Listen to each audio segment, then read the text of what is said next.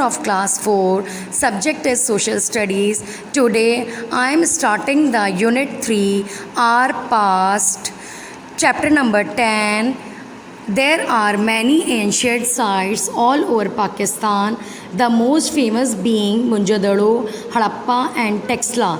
In more recent years, archaeologists have found on even older sites at Mehergarh in Balochistan and other sites at Rahman Deri near Dera Ismail Khan at Kot Diji, to name a few.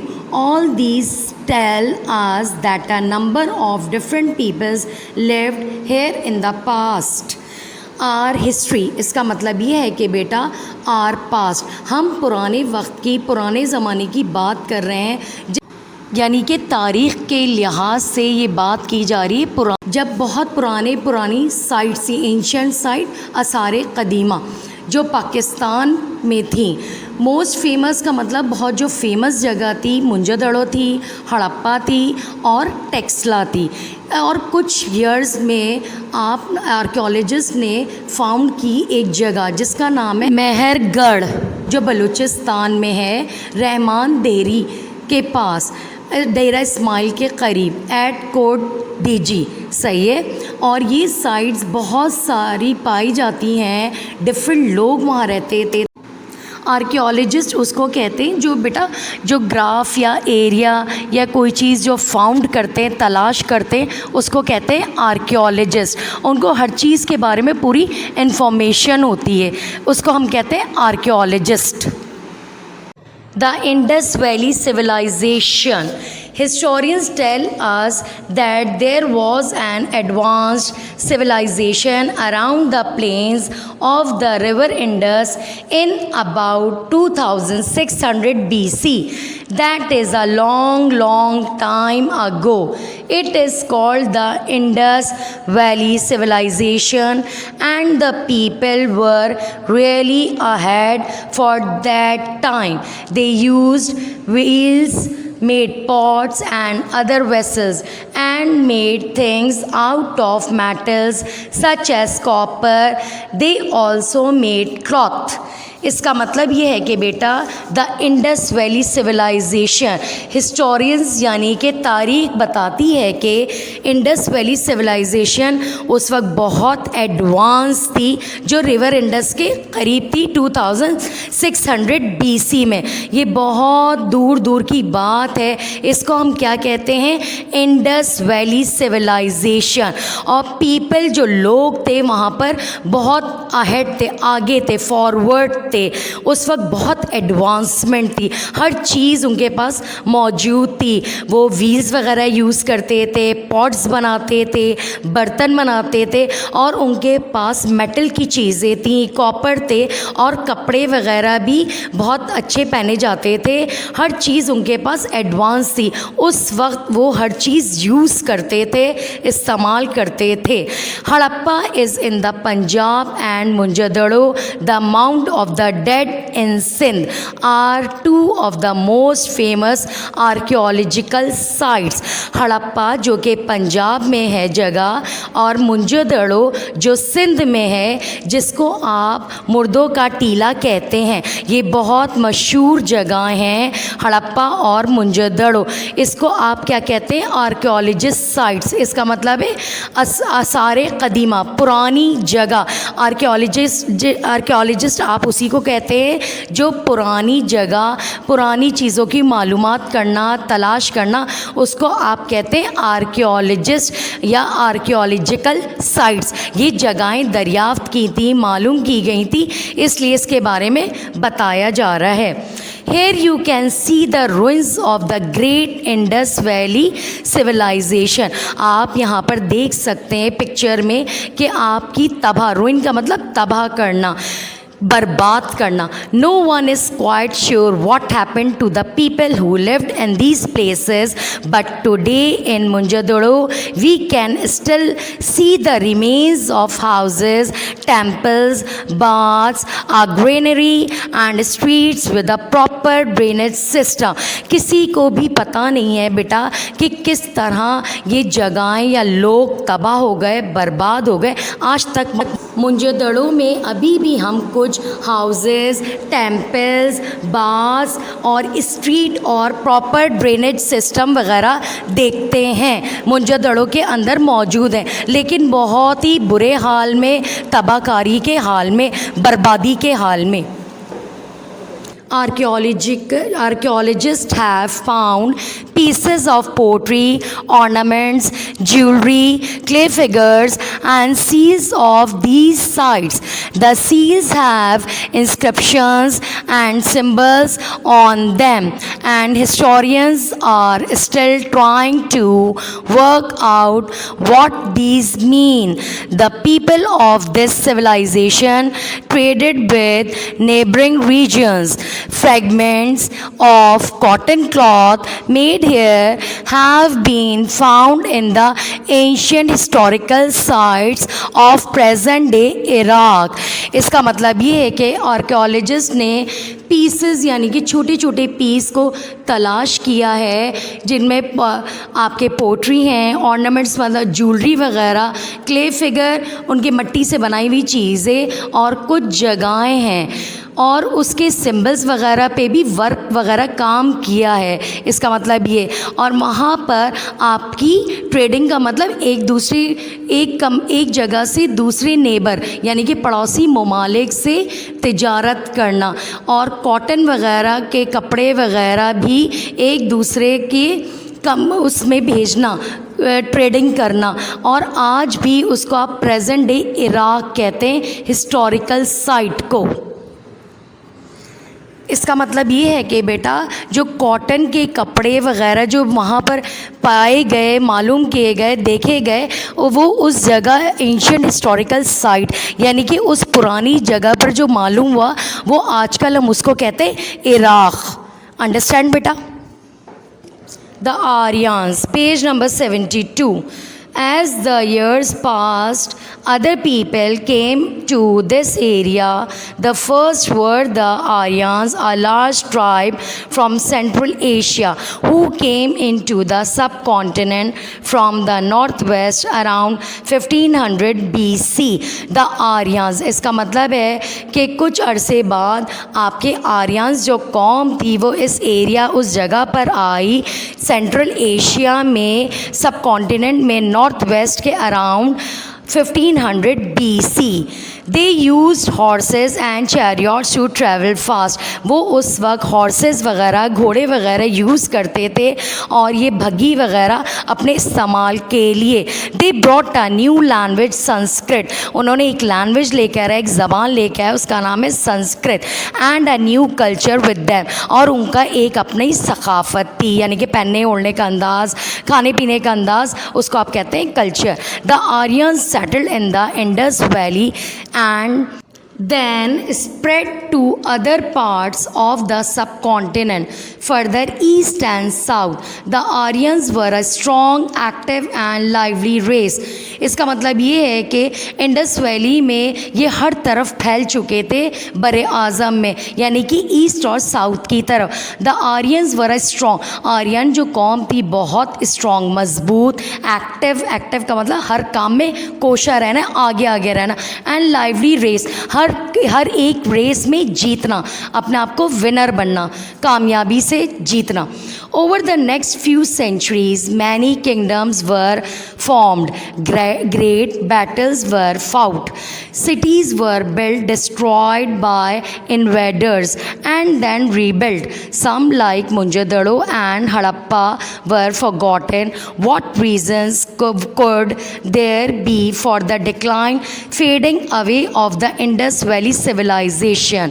इसका मतलब ये है कि बेटा कुछ century में के बाद आपके किंगडम्स की झगड़े हुए, यानी कि किंग बादशाहों वगैरह की लड़ाई हुई, और उसमें एक बहुत बड़ी लड़ाई हुई, यानी कि जंग हुई, जिसमें बहुत सारी शहर जो तबाह हो गए, बर्बाद हो गए। और इन्वेडर्स का मतलब होता है कि जो लोग मतलब बहुत ज़्यादा अटैक करना, तबाह करना, एक ग्रुप की शक्ल में उस जगह को, उस सिटी को ख़त्म कर देना। और फिर उन्होंने क्या किया, आर्यंस ने दोबारा रीबिल्ड किया, यानी कि बनाने की कोशिश की। सम लाइक मुंजोदड़ो, यानी कि मुंजोदड़ो और हड़प्पा ख़त्म हो गए, फॉरगॉटन, यानी कि वो ख़त्म ही हो गए।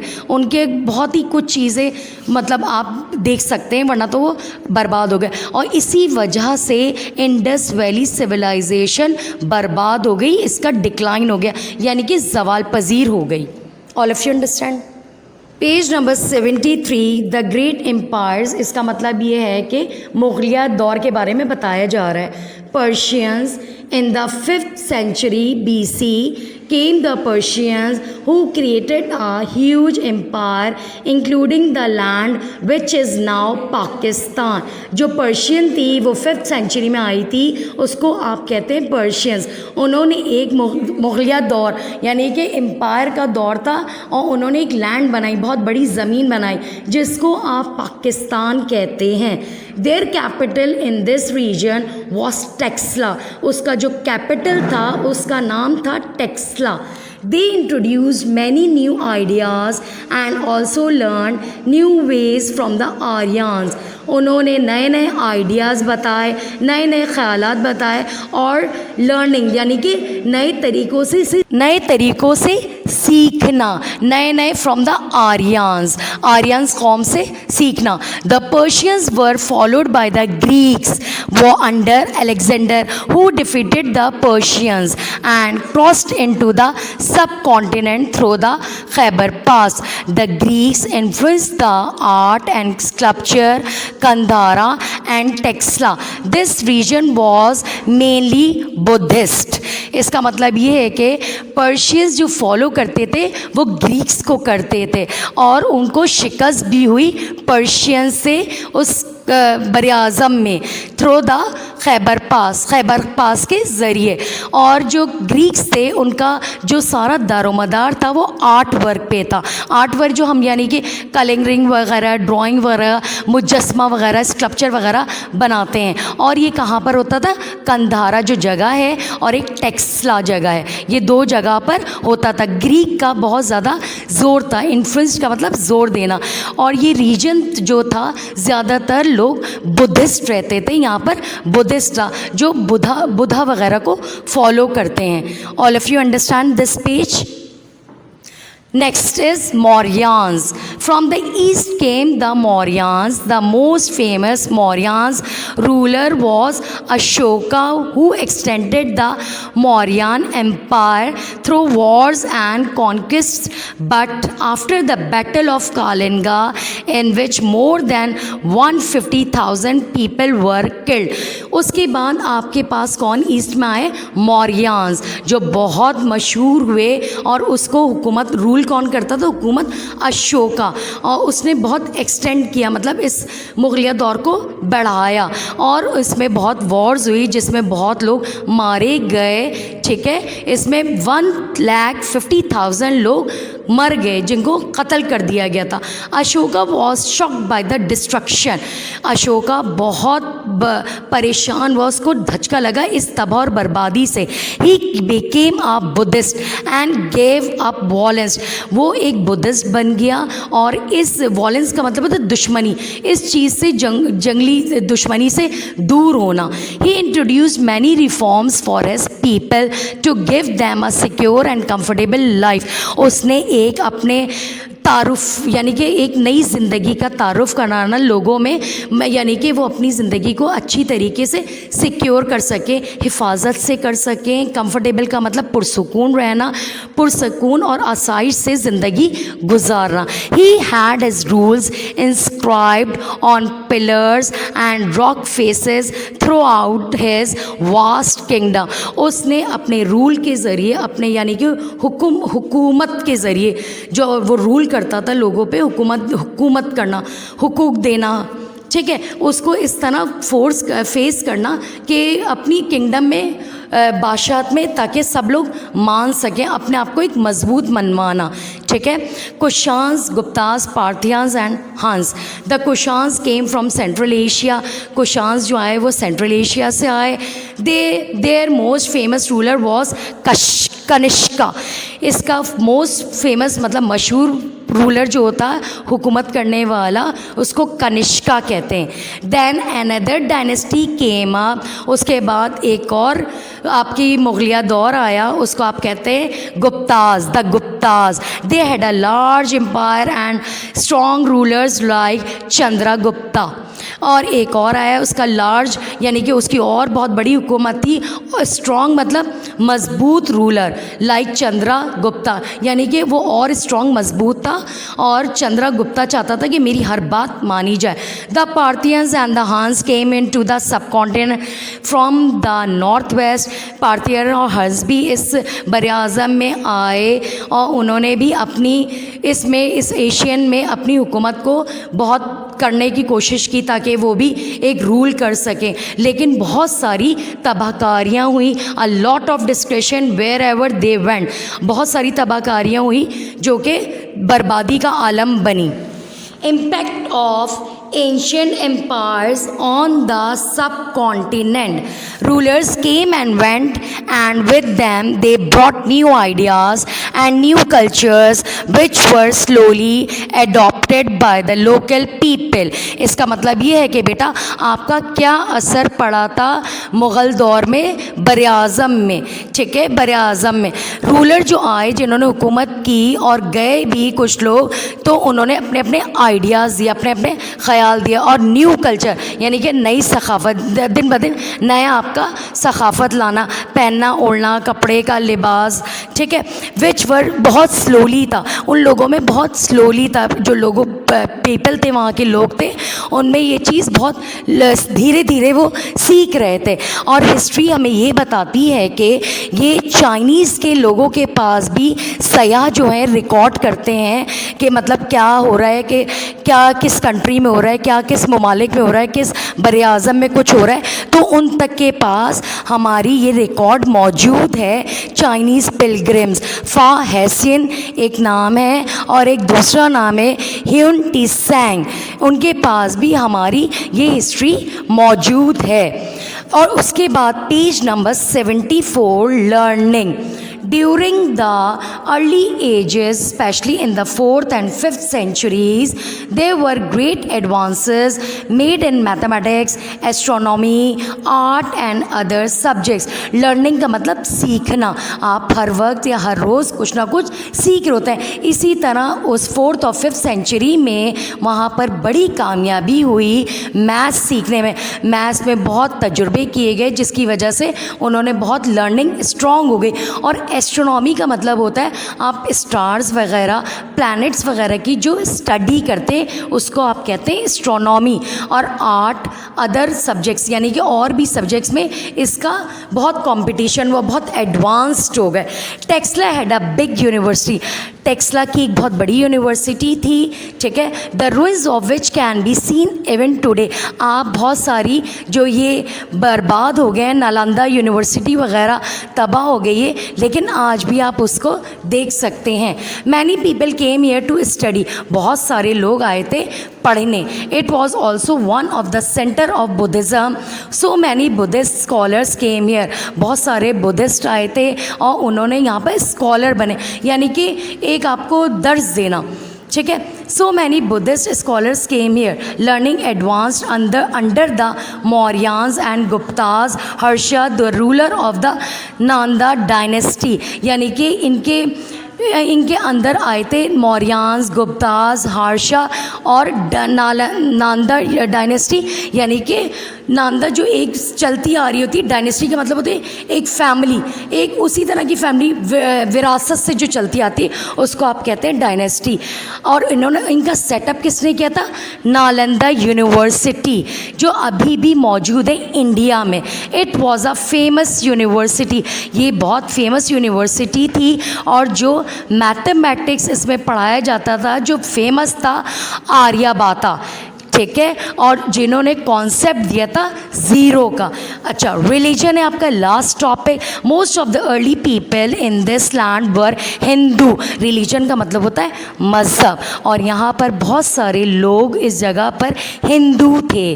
फिर टाइम टू टाइम जैसे वक्त गुज़रता चला गया, न्यू रिलीजन्स आते रहे, आपके मज़हब आते चले गए आहिस्ता आहिस्ता। फिर आया आपका बुद्धिज़्म आया, बुद्धिज़्म फैलता गया। फिर उसके बाद आया जैनिज़्म आया, फिर उसके बाद हमारा आया इस्लाम आया, ठीक है, जिसको मोहम्मद बिन कासिम ने इंट्रोड्यूस कराया था 8th सेंचुरी में, ठीक है। दैट इज़ कॉल्ड द इस्लाम। इस्लाम जो अभी हम सब मुसलमान हैं, ये मोहम्मद बिन कासिम ने ही इंट्रोड्यूस करवाया था सब कॉन्टिनेंट में।